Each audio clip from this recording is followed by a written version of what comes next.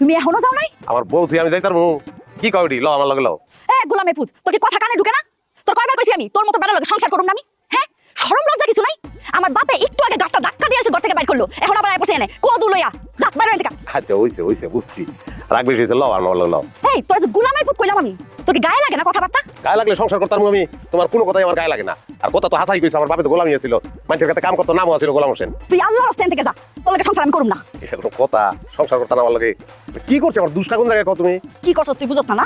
বিয়ার পরে তুই আমার দিছস কি? হ্যাঁ, তোর কাছে যদি আমি চাইছি আইফোন, তুই আমার দিছস বাটন ফোন। তোর কাছে যদি আমি চাইছি কক্সবাজার লয়ে যা, তুই আমার কইলা গেছস বকশি বাজার। তোর কাছে আমি চাইছি গরুর মাংস খাওয়া, তুই আমার কি খাইছস? মুরগির মাংস। তোর কাছে যদি আমি চাইছি ওইছে স্বামীর সামর্থ্যটা বুঝতে লাগতো না। শুনো, স্বামীর সামর্থ্য অনুযায়ী স্ত্রী চলতে হয়। স্বামীর সামর্থ্য অনুযায়ী স্ত্রী যদি না চলে তাহলে সংসারে শান্তি থাকে। সামর্থ্য অনুযায়ী চললেই তো সংসারটা শান্তি, তাহলে তোর অশান্তির কিছু নাই। আর রাখ তোর সামর্থ্য আর শান্তি। বউ পাল্টে পালাস না, বড় বড় শান্তি আর সুখের কত বড় কথা হয়ে যাইছে। তোর সাথে সংসারই করুম না, তুই যা এর থেকে বাইরো, একদম দূরে যা। তোরে যাতে আমার বাড়ির ত্রিসীমানা আর না দেখি, মনে রাখিস। যা চোখের সামনে থেকে বাইরো। আরে পাগল, তুমি কইলে কি চোখের সামনে থেকে যাবো আমি? যাইতাম আমি তো এই বাড়ির ত্রিসীমানায় থাকবো, বাড়িতে ঢুকবো। তোমার লগে তো আমার ডিভোর্স হয় না, হইছে?